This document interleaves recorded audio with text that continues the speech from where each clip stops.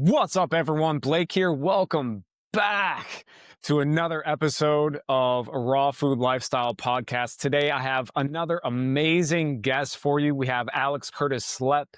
He is my buddy here in St. Petersburg, Florida, a 15-year vegan. He is the organizer of a local Fruit-Luck and vegan meetup group here, and I'm going to let him tell you all about that. But first and foremost, Alex, thank you so much for being here, man. How are you doing today? Hey man, appreciate you having me here, Blake. Good to chat with you as always, and I'm doing well. How about you?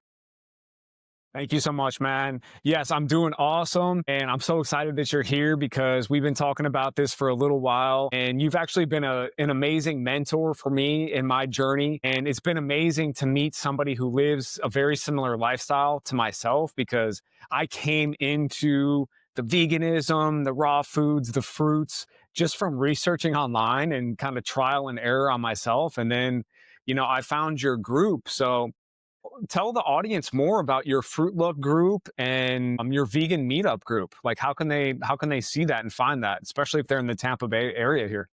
Yeah, definitely. Well, thanks for asking, first of all. So, I've been hosting Fruit Looks for over 10 years. I've also co hosted a lot with my sister in the past. Right now, I'm the one spearheading these events.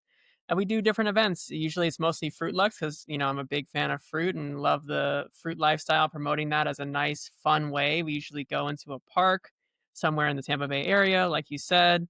We're here in the Tampa Bay area. It's a beautiful place to be, and we just go to different areas, different parts of town, and we get together and we bring fruit. And it's simple, it's fun, it's diverse because we have different people, different fruits, people of different backgrounds. People get to know each other. We welcome everybody. We don't care, where you're coming from in your walk of life. We just want you to come, have fun, meet people, socialize, and we do that via Facebook. We got a Facebook group called Tampa Bay Fruit Lux and Vegan Meetups. You can also follow me on Instagram and YouTube, Healthy Living Alex. And there I post different things about what we're doing. We do have an event next month. We're going to do a vegan picnic and check out the brand newly reopened library here in St. Pete. It's going to be awesome. And so we like to change it up and do different things. And we mainly do Fruit Lux, like I said, but we sometimes do, like, we'll go to a vegan restaurant or we'll have a vegan potluck at someone's house. We'll do stuff from time to time that's different, but we focus on the Fruit Lux and trying to get the word out about fresh produce and where you can buy it and grow it and all that kind of good stuff. Nice. Yeah, exactly. I'm definitely going to have to go to that next picnic. And yeah, I met you through another group called Tampa Bay Raw Vegans. And so that's another resource. And I know that you and then the proprietors of that group, you guys kind of do some cross posting on each other's platforms and plug each other's work. So it's not like there's like some sort of competition. It's like what I've noticed about everybody in this movement is just everybody is so cool. And especially you, man, because you were just like, hey, Blake, do you want to come to this wholesale produce market? That's I right. had never been to anything like that before. And I'm like, my God, Alex is texting me and asking me to do something. The answer is yes. Whatever he's asking, the answer is yes. I'm going to go do it.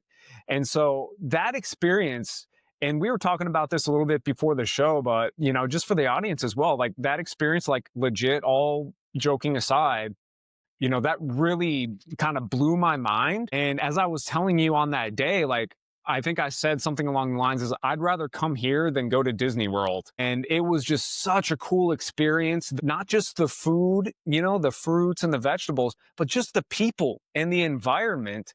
Everyone was just so upbeat and positive. But for the people that don't know exactly like what a wholesale produce terminal is like, or why would you even go to one, just give us a rundown on that and why it can be such a useful tool for somebody who's living this vegan and high raw lifestyle. Definitely. A great question. The wholesale produce terminal. So, depending on where you live, you may have a wholesale produce terminal nearby or in a neighboring city. So, Blake and I are in the Tampa Bay area and we've got one over in Tampa, which is awesome. So, you want to check out, no matter where you live, if there's a wholesale produce terminal in your area. Now, some of them are open to the public, like the one that we went to, and some of them you have to be registered as maybe like a restaurant or a chef or what have you. So a lot of these places sell to restaurants and businesses and these types of places where they want to buy cases of produce. So when you're living a raw lifestyle as an individual, that's where it kind of changes, and you want to be there. You want to be amongst the restaurateurs and the business owners, getting the deals, getting the fresh stuff, and getting it in bulk because, hey, this is what you eat, this is what you're going to focus on. And also, when you're eating this fresh, raw, or high raw plant based lifestyle, the water content of your food is so much higher. So, of course, the volume that you got to eat to maintain your fitness and your stamina and all of that you're doing throughout the days, the weeks, the months is going to be so much higher. So, it makes a lot of sense to go out and grab, cases of fruit. And also, the nice thing about how I like to do it is say, "Hey, Blake, hey, friends, anybody that wants to come, let's come together, go together, and then we can split the box." We get a box of, let's say, bananas, and we say, "Hey, you want a third of this? You want half of that?" And some people might want half of this or a third of that, and what have you. And that creates just this great symbiosis of people grabbing this stuff in bulk, grabbing stuff that's fresh, grabbing stuff that's ready to eat, that's ripe, and also very affordable, right? So how do we bridge this is part of how we bridge that gap between the abundance and also the affordability, which are two things when you're living this way and you're making this change, especially let's say you're shifting into this raw lifestyle. That can be a big sort of logistical shift, right? You're saying, "Hey, I need to have enough fruit for breakfast, lunch, and dinner, or maybe breakfast and lunch, however you like to do it, right? Like I need to have more of this fresh stuff on hand, and also, I need to be able to afford it because if I just go to the store, I might be able to afford that, for a couple weeks or maybe a month or 2.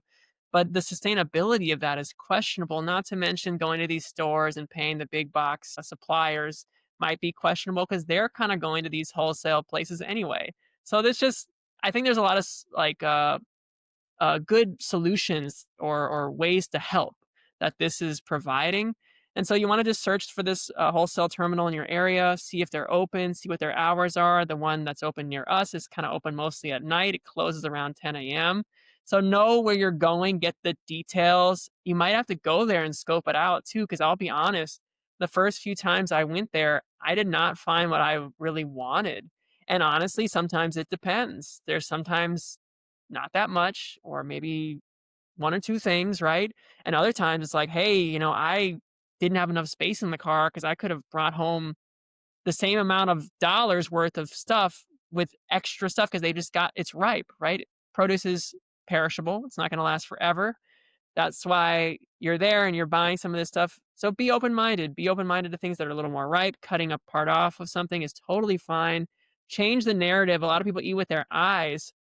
I say taste it, see what the quality is, see how ripe it is, see how fresh it is, and then make your judgment. Say, hey, I'm going to freeze some bananas. I'm going to do some dehydrating, maybe some baking if that's what you do. Just find ways, make stuff for your friends, family. There are lots of good problems, if you will, that come from going to this wholesale market, just ways of being creative with food, right? And so that's essentially what this wholesale market trip and voyage, if you will, is all about. Dude, it was an amazing voyage. Absolutely. It was so fun. I think there was like 4 or 5 of us guys there. And the terminal is so big in Tampa that there are multiple, I guess, wholesalers within multiple terminals. And then there's even more, I guess, wholesale warehouses, kind of all in the same site. And it was Right. just remarkable to see the commerce that's happening. Like Alex said, you're cutting out the middleman, because even though this particular one is pretty cool, it's open to the public, and I can see maybe a reason for that is for some of the smaller vendors that are selling at the markets, and they aren't necessarily, I guess, a commercial licensed operation or something like that, that they can still go in there and get a good bulk of produce to then resell. But why not just go there yourself with some friends? I think you went in on a big bunch of, I think it was Brussels sprouts that day. I think you got some pears. And I think you got some mame. Yep. And you were talking about just the freshness and the ripeness of this food, because it seems like it was better quality to me, because it's going straight to people that are going to use the fruit right away, either sell it right away to the end user, or go to a restaurant that's going to use it in whatever they're cooking and selling to their clientele as well. So those pears that you got, dude, I was on a water fast that day, Yeah. and I was like, Yep. I'm not saying no to Alex, I'm going. But my taste buds were just watering looking at those pears, because you go to Walmart, you go to Aldi, you go to Publix, they're hard as a rock, and good luck, 50-50 if they're going to ripen up correctly. Those ones that you got there at the produce terminal, they were just succulent. You could just bite right into it, and it was probably one of the best pears I've ever seen in my life. I'm like, oh, that's so cool. And you've been doing this for a while. You had all sorts of tips and tricks, and we can get more into that as we go. Just your wisdom that you've picked up through these past 15 years. And I know that it's actually been kind of like your whole life, because you were telling me earlier that you were raised vegetarian as well. So Yeah. let us know about kind of like your origin story and how you got into being, kind of like the fruit and produce connoisseur that you are today. Definitely. It's been a fun journey. So I did start out vegetarian. I have been vegetarian my whole life. My mom, she saw a calf born in upstate New York when she was about 15. They told her it was going to be a burger, and she wasn't cool with that. She didn't like that. Right. So she had this mind state change, and the farmer came around the next day or whatever and said, hey, this is not the case, this is not true, I'm actually was lying. But she knew, she was able to see through that, and she had an ethical dilemma with that. She didn't want to get down with that, and so she made a shift at that point, and she's now vegan as well, which is fantastic. And so she raised my sister and I vegetarian. So admittedly, I didn't eat super healthy like growing up. Like, I was just vegetarian. I didn't eat meat. I didn't really have fish, these types of things. I did have, dairy and eggs and these kinds of things. Then I was in high school and I was doing research on health. I was like, hey, I'm in the gym, I'm working out, I'm trying to improve my basketball and my overall athletic performance. How can I do that? Right? I'm doing Google searches, I'm finding things out, I'm trying different things out. Hilariously, I tried whey protein. Looking back on that now, it's pretty funny. But I was at for a time in that frame of mind. I gave it a go, and through continued research, I was like, "Hey, this vegan thing sounds pretty good. I'm gonna try it." And I did it, and I was like, trying new foods, and I felt like my performance was better. I felt like I was recovering faster. I felt like I was able to do more. And I think it was about maybe a year or so into that initial vegan journey that I found out about raw foods and being raw vegan and just like going heavy on the fruit. It was a big time for 30bananasaday.com. Unfortunately, it's no longer really a thing, but it was so cool back in the day. I felt like it was a real golden era of the raw vegan internet age, if you will. And that forum and Durian Rider and Freely really inspired me to kind of like, hey, jackfruit and mangoes, and look at all these, fruits that I'm eating. And here's this huge watermelon. I'm just going to have this. And I just gave it a go, and yes, there was ups and downs with that, but, like, it inspired me to go to my local markets and to seek out this stuff and to try to grow some of these things and try to understand them on a really deep level. I just kinda, went through a good rabbit hole, if you will, on fruit and all these exotic fruits that, you can never try all the fruits I feel like that exist in the world. There's just so many different fruits and things that I'm still excited to try, and I've tried a lot of things. I feel super blessed to be able to have tried more fruits than the average person, especially here in the States. And of course, some of that has been outside of the States, but just being able to try so many different things, and man, just the different mangoes, mame, one of my favorite fruits as well, durian, another, my top fruit. There's just so many different delicious things. And basically, like, where that journey has gone right now, I'm not fully raw, but I eat raw often, especially in the summer. I'll have days where I'm raw. I love having fruit for breakfast and lunch if I've got enough and I've got the variety that I like. And usually dinner is something cooked. And sometimes that changes, and lunch is something cooked. It just varies. But I do keep it vegan. I like to keep it low fat. I like to keep it lower on the protein as well. And I don't try to be perfect, but I try to really focus on performance because I do really still do my workouts and my athletics. It's one of my favorite things.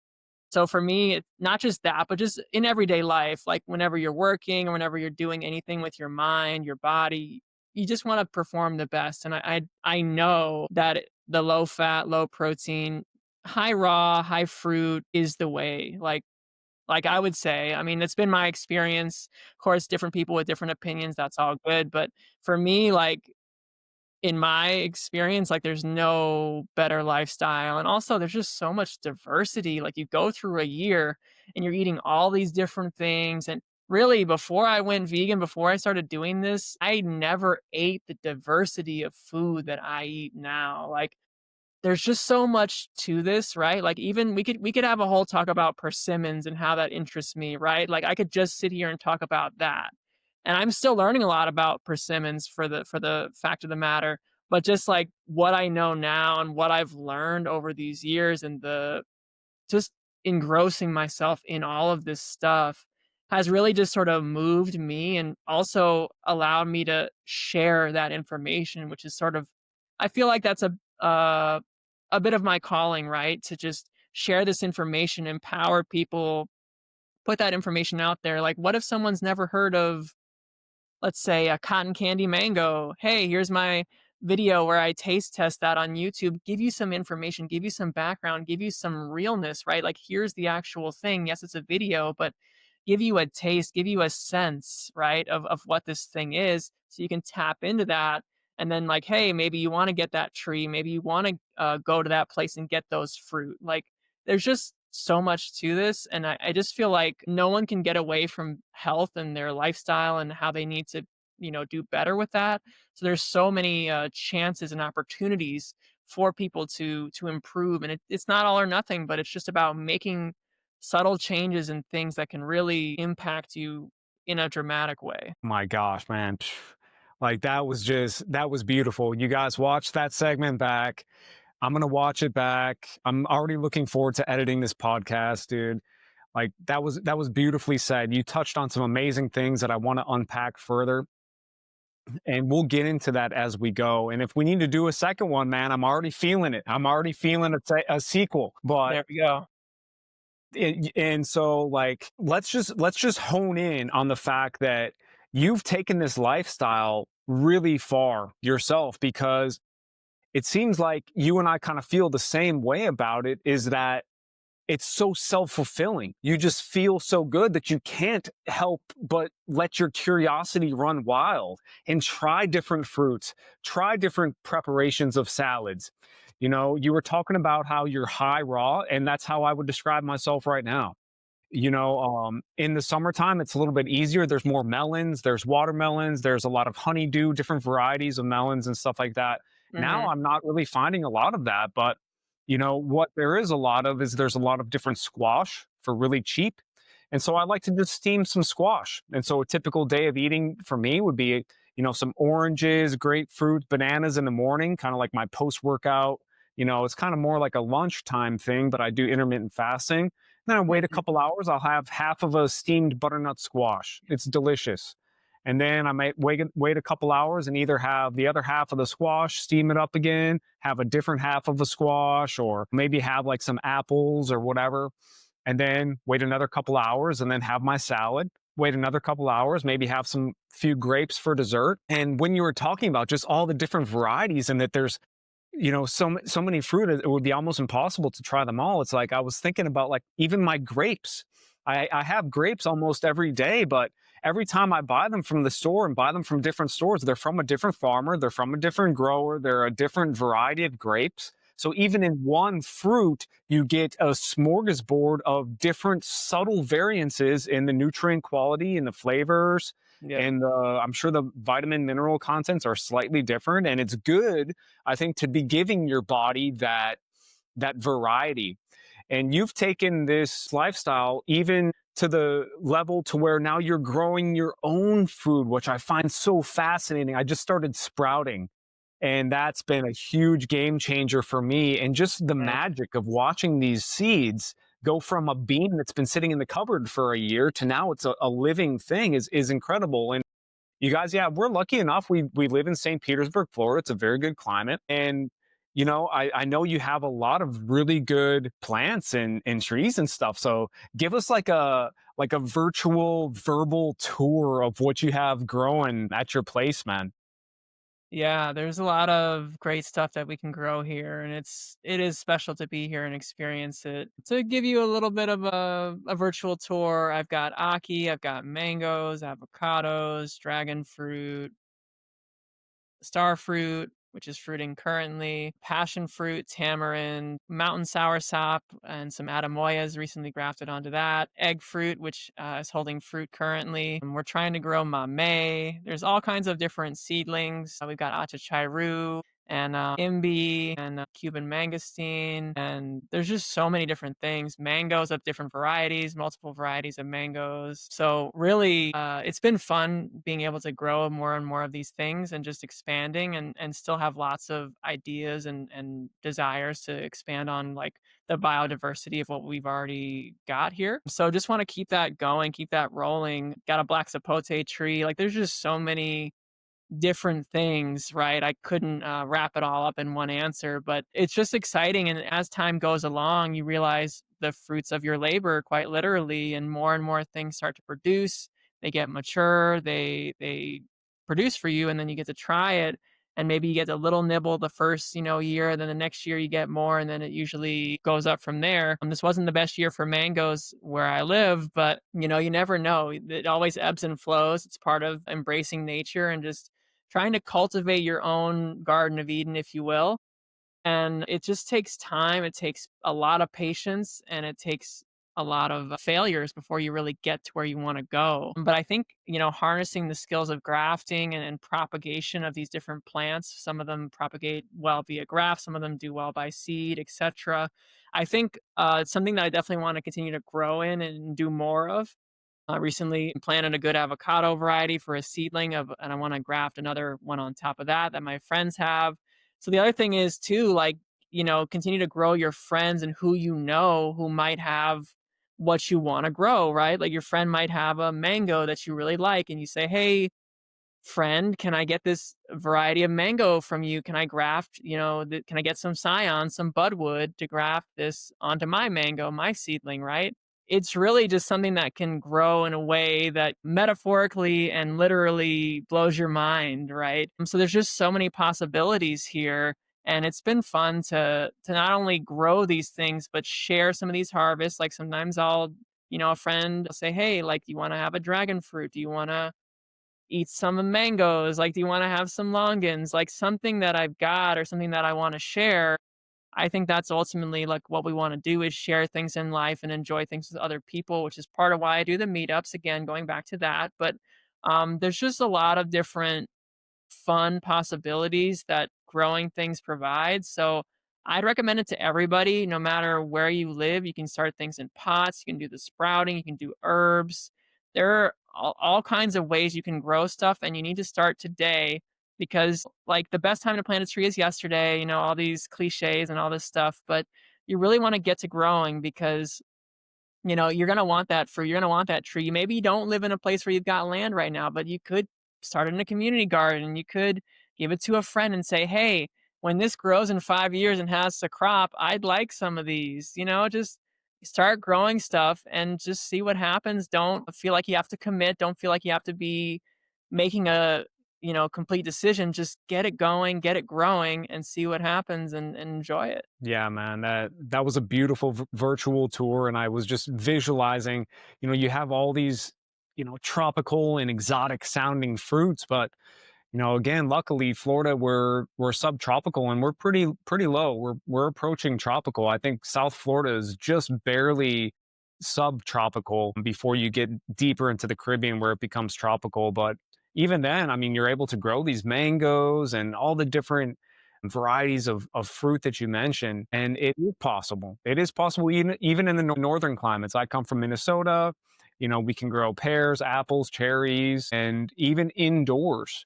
People are starting to become very creative with like little greenhouse setups and even just sprouting or growing herbs indoors for me has been so gratifying. I keep on buying more lids for my jars so I can have more sprouting setups. And I keep on buying more sprouting seeds from Amazon. Like, ooh, what would this one taste like? What would that one taste like? And what would happen if I made a salad and I'm mixing this type of sprout and that type of sprout? Yep. And, they all have different purported health benefits and everything like that. And, Mhm. it's just when you feel the living essence from the food that hasn't been on a truck, nothing, not that there's anything wrong with it. You and I both buy the commercial produce and the Yep. produce that's been shipped and all that. But there's something different about something you pluck off a tree or something you dig out of your garden or leaves that you pull directly off the plant or even the sprouts right out of my jar. Your body knows and it will tell you that, okay, I want more of that. The smells are Definitely. more vibrant, the water content and just the flavor and the taste is so incredible. So now that was an amazing, I guess, way to describe and inspire people to start feeling that fulfillment and reaping the fruits of their labors. I think we're kind of designed to be symbiotic with Mother Nature and cultivate and do these things. And you just have such a knowledge. You're a very humble dude, man. And you're like, I'm still learning, I'm still learning. And to me, I'm like, this guy's a genius.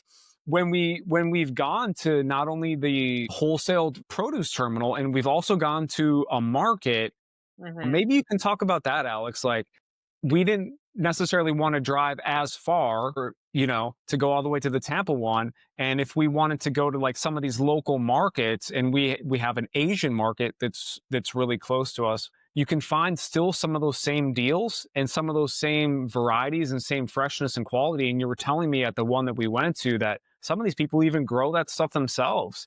And so, what would be like some tips and tricks to people when they're navigating, whether it's the produce terminal or it's like a produce market? Because you were showing me what to look for behind the table, and you were telling me all these tricks, but maybe you can like share some of that knowledge with the viewer so they can feel really confident when they go to one next time. Well, I do wanna share as much confidence inspiring stuff as I can, but it's definitely gonna depend on your location, right? So I am here in Florida, like we have said, so I am very in tune with, like, what we have here, but I'm gonna speak in general first, just, like, tips and tricks about produce markets and navigating that for just anybody, right? So no matter where you live, you wanna get to know who is growing stuff around you, right? Get to know the farmers. If you need to go to the markets to do that, then awesome. If you need to go to the farms to do that, do it. Some places are more rural, some places, of course, more stuff going on, more possibilities, more different vendors who might be selling this stuff. But I would just say, hey, go where the food is growing. Figure that out. It might be a town over, it might be an hour away. It just depends on where you live. But if you can find out who is growing your food and create a story around who how your food came to be, I think even so, the best thing, like you said, would be growing it yourself, right? The next best thing is saying, "Hey, Doug grew this watermelon in Sebring or whatever," right? Like, the more you can create a story and connect the dots between who grew that food and who brought that food into fruition, the more I feel like vitality, the more essence, if you will, that the food is going to provide. Like it's not just a watermelon, it's a watermelon that this guy grew in this climate and this farm, right? Connect those dots as much as you can. And that's going to take effort, time, energy to like get the local scene of your area, and that is something that's, very specific to wherever you are. But going more local to where I am and where we are, like I've just learned different things. And honestly, a lot of this stuff is kind of like you have to have an eye for it. Like I was telling you, hey, some of these bananas that we're seeing, these Thai bananas, are imported. And part of that is because I can see the box, number one, but also there's just like a certain look to those commercial bananas that are imported from Mexico. And also, a little quick story about that. That didn't used to be a thing. When these Thai bananas, when I started going to the markets in Florida, the Mexican bananas, the Mexican Thai bananas were not a thing. And so what happened is they realized, hey, there's a demand for this. We can produce this in great quantities. We're going to produce this banana and ship it to the market in Florida because there's a lot of demand, right? Et cetera, beyond Florida, I'm sure. So I knew about these bananas and how they looked and how they should be before they became in mass that they are currently, right? And so I know what these boxes look like. I know what the writing they have on it, and I know what the opposite looks like. I know who grows those bananas in those markets and who can bring them to market. And I can also, of course, freely ask the grower or the seller, "Hey, did you grow this? And I don't think it's in their best interest to tell me the wrong thing, but also I've got an eye for it. So that's just one thing. And just knowing like, hey, right. Sorry, what? Just having the eye for it, huge. You Oh definitely yeah. do.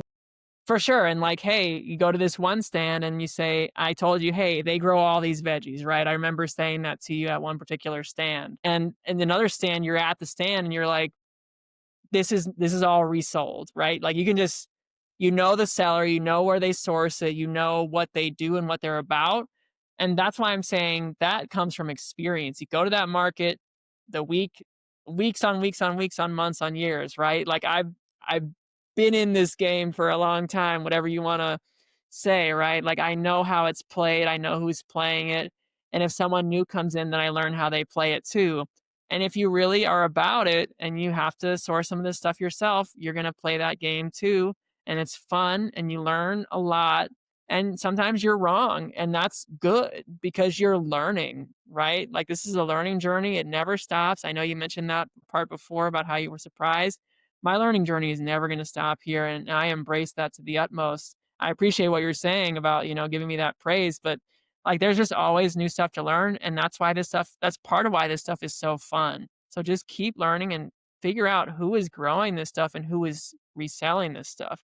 And also, maybe sometimes they resell it from a grower. Like, I bought an avocado a couple weeks ago that was I know who grew it, but the person that sold it didn't grow it. So it's like figure out the connections, the context, the story, right, behind these different produce items. When is it in season, right? Is it the right time for it? Like right now, there are some Florida avocados that are good, but if this was probably like February, you might be being like, maybe there are some, but there's probably not going to be that many. It's just, you just have to learn these things. And of course, it's specific to where you live and the climate and the seasonality.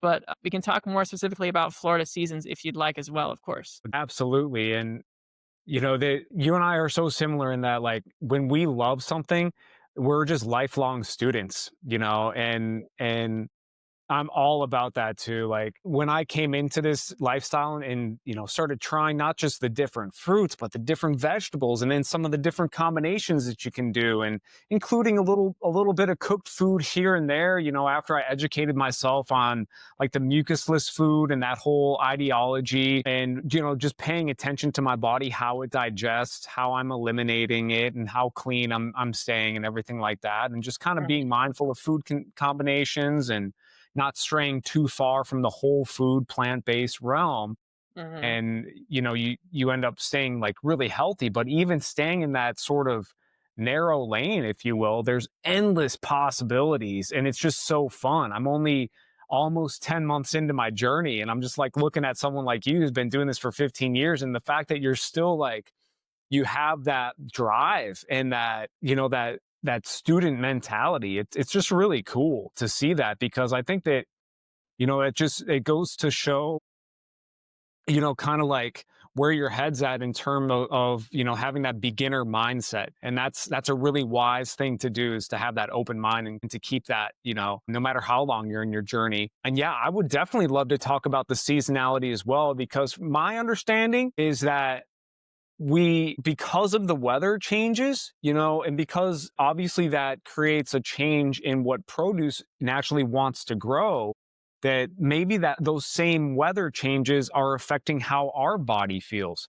Like I was telling you about that there's less melons and now there's more squashes that I've been steaming. I'm not mad that I'm not finding as many melons. I'm actually enjoying the weather's kind of cooled down a bit. There's less of that super hot and humid weather and I'm loving my little steamed squash for lunch and stuff like that. I'm still mostly raw, but it's kind of interesting. I was noticing that how I'm changing along with the seasons as well. Maybe that this lifestyle really gets you in tune with that sort of thing. And so, yeah, Hmm. talk more about just seasonality in general. And should we be eating foods that are more seasonal to where we're at geographically rather than buying stuff from a different time zone or, a different hemisphere? And then, yeah, what to look for when there's like the changing of the seasons. Yeah, like what do you think we would benefit from hearing on that? Yeah. Well, I think it's important to talk about like the current time we're in. We happen to be not in the summertime anymore, like you said. So there's always, when the seasons change, there's always kind of like a transition period, right? So, for example, like there was all kinds of amazing, abundant Florida mangoes, and I've still got a few in my fridge, admittedly, and I'm very happy to have them. But there's only very, very few and no more to be added to that collection until next year, which is bittersweet, quite literally and figuratively. Right. So when those mangoes go away, there's less stuff for a period of time. But if you're high raw or raw, you want to make sure that, I think it's important to make sure you're still eating, you're still like getting the calories and nutrients you need. If you're cleansing or something, that's up to you. But if you're active physically, mentally, spiritually, like in a more meaningful way, I definitely feel like it's very important to make sure you're on top of your calories. So for me, I think you saw this on my Instagram. I recently got some dates from California, and I'm actually getting more. Like, I supplement those transition periods with some imports, right? Whether that be dates from California, which are in season right now. It's a great time to be getting those. Or if it's another period of time, maybe I'm getting some commercial bananas from the store, from the wholesale market. And that's a great way to supplement what I need and what I've got, right? So be willing, especially on this healthy, high fruit lifestyle or just any healthy lifestyle, to supplement the seasonal times, the seasonal transitions with some additional, foods and imports. But when you can, especially in that summertime, like I love getting stuff from farms. I love going to farms. I love picking my own things whenever that's possible, right? There's something special about that. We could talk forever about that, but it really not only increases the variety in your diet, it definitely increases the nutrient values of your food, right? Because your food, as soon as it's picked right, like it's losing the nutrients, things are changing about that food on a way that we don't even really understand as the longer it sits off that plant, right? Now, it might not be ripe when it comes off that plant, but like, there are exceptions, of course, but there are many mangoes I've picked like off the tree and off the ground that have been special and even been good warm, like as crazy as that sounds. There was a mango that I enjoyed many times off the ground that I kind of compared to apple juice. And it actually, strangely enough, like walking around in a farm, it actually kind of tasted good, warm, off the ground. I know that might sound not the best to some people, but for me, just thinking about that and remembering those experiences, it's actually quite fun and satisfying to think of that fruit. But you definitely want to eat with the seasons as much as you can. Like you want to try and find out what's in season right now. It's more like citrus and things like that, and sugarcane and bananas. We're waiting for some of the other things like black sapote, which kind of more like December, January, more of the winter mame, the larger magana mames will start to come in as well. Some of that stuff is right around the corner. But like, the more you know your growers, the more you get out there amongst it and even grow your own, the more you realize like what's in and what's not. Like right now, star fruit is kind of in season. So that's another thing here in Florida that's very abundant. That's one of the best things to grow if you're in Florida because you're going to get fruit. It's going to be so much. So definitely want to pick a good variety. They're not all created equal, but star fruit is one of the best things if you want volume of fruit and like consistency. So Absolutely, man.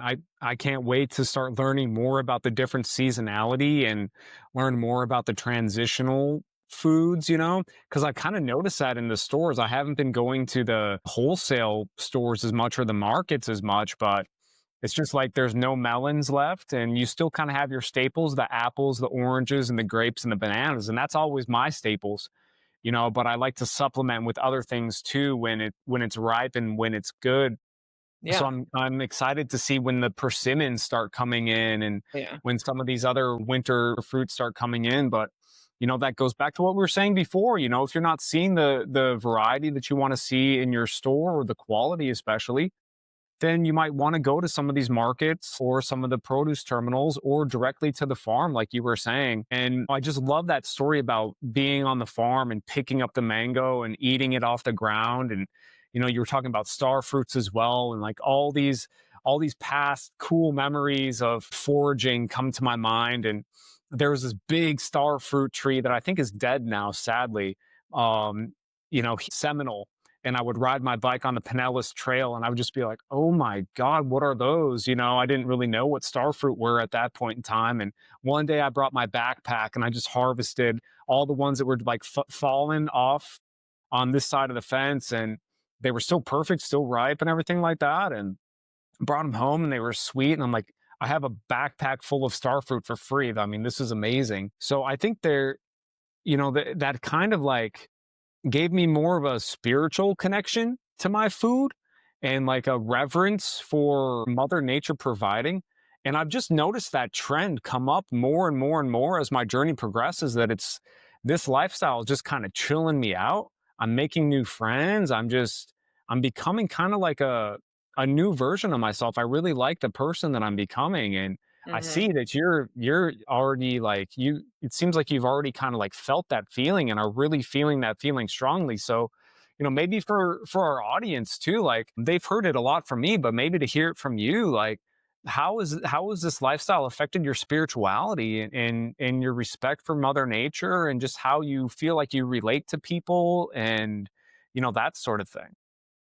Yeah, it's an interesting question. I definitely feel like the more that you're in tune with nature, the more that you can be in tune with developing inner peace. And it takes a while to kind of like, be solid and consistent, right? Like you have to make the mistakes and learn from that, right? And I feel like that's what life is, but also you're going to make those mistakes. Like you're going to make some changes. You're going to feel differently, but you're going to phase into it, right? Like you're not going to have that transformation instantly. Like it's going to be an iterative transition, transformation, right? And I feel like that's just a continual thing, but also you definitely respect nature so much more. You care so much more about water, about clean air, about just providing those basic human rights and also great food, right? I feel like we're, as a society, we definitely, especially here in the States, need to have a much more respect and reverence for our farmers and for quality food. Like there are different cultures. I've heard a lot about Japan's culture, for example, where food quality is just like one of the top necessities, and they'll pay whatever it costs to get the higher quality product. And really, we have to think about things true cost, right? Like just because something at another food place, let's say, is cheaper, it doesn't mean that it's better. And if you think about something being more expensive, you have to think about what results or impacts or lack thereof, or maybe good results, I guess you'd say, that this food has. Like you might say, "Oh, you're buying dates in the mail off of eBay. That's expensive. That costs money. It takes time to get to you, all this kind of stuff."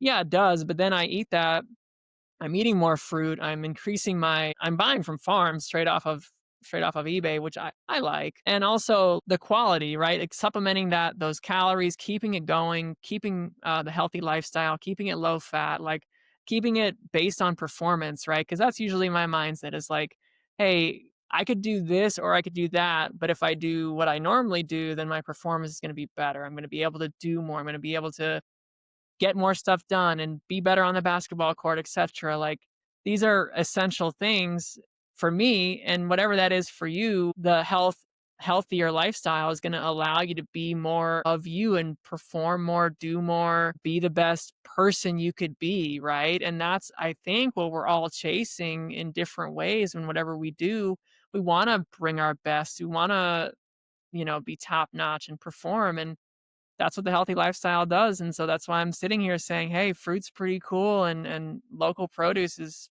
the bomb," right? So, a bit of a long-winded answer, but I think you develop that inner peace and you make the change, and also I feel like you just wanna bring more of these people into your life that are making healthier choices. I think that's a big thing that, I missed a lot when I made this transition was like, "Hey, I don't know anybody else that's doing this, and I've been lucky to meet people like yourself and many others and going to these fruit festivals and whatnot." And I just think that collective energy really does something different for you. It makes it, I think if you're doing the healthy lifestyle and you haven't met many of these people, when you meet even, let's say, one to a handful of them, you're gonna feel differently. Like, you're gonna carry yourself differently, and you have this sort of confidence in what you're doing and realness in what you're doing because someone else is doing it. So develop that community and that circle around you, and just share this stuff with those people and engage, and, have your group chats and what have you, and your meetups and your lunches and all this stuff.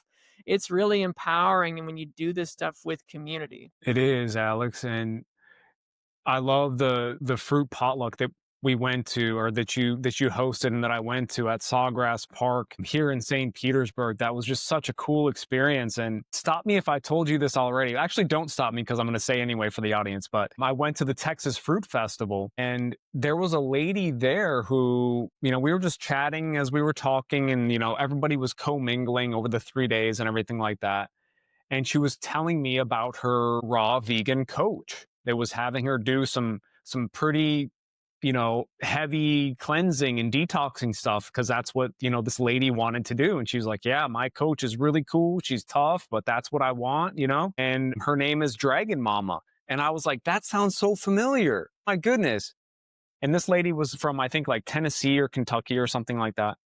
And she's like, yeah, okay. Like, here she is, shows me her profile. And, cause she just moved to Florida. I'm like, no way, that's where I live. She shows me the profile. This lady was at your Fruit-Luck, man. So I'm here at a fruit festival in Texas. There's a lady from Kentucky who has an online coach from, I think, Washington State or Oregon, who moved to Florida and is at Alex's Fruit-Luck. And it was just like, small world, but you know, it does make it seem more real. And when you bring the community aspect of this lifestyle, it becomes more of a lifestyle. It becomes more of a way of your life. Like you and I going to the market on the weekends, going to the fruit terminal, going to Susie and Kevin's, Tampa Bay raw vegan meetups from, whenever we can make it, your Fruit Lucks. It's so enriching to have that part of it. And I also want to touch on what you were talking about before with the inner peace, because the inner peace and kind of like the outer peace, I don't think you can really fully separate the two, because you get this better sense of inner peace that you're doing right by yourself by eating nourishing food, and you're doing right by the environment, especially to the degree that, where you're sourcing locally and helping to contribute to local farmers. And then your exterior life kind of changes in kind too. You start meeting more of these people and everything like that. But also, your physical health starts to change and your performance starts to change. And you were talking about, like, you're just like slamming it up on the basketball court and everything like that. For me, I've noticed that some of my top end, like, powerlifting stuff, since I've kind of lost a lot of weight and whatever, and I'm not eating these animal products, it's gone down. But my cardio, my kickboxing, my runs on the beach, cycling. I mean, all the stuff that's actually probably a lot more healthy than lifting super heavy weights is like, that is skyrocketing. So I know you mentioned earlier in the show that you eat like a lower protein and a lower fat sort of style of this Yeah. lifestyle. And that's what I've gravitated to. I made those mistakes, like you said, of doing too much fat, doing too much protein. I was getting bloated and gaining body fat and getting skinny fat and, not sleeping so well. And now I've just gravitated towards the low fat, the low protein, and getting as much of the plant-based carbs and as raw as possible, hence the sprouts. That's been a game changer, like I've said. Mhm. Is this something that you made mistakes and you kind of came into this? Was it the 80-10-10 book? I know that's a really big popular with the low protein, the low fat.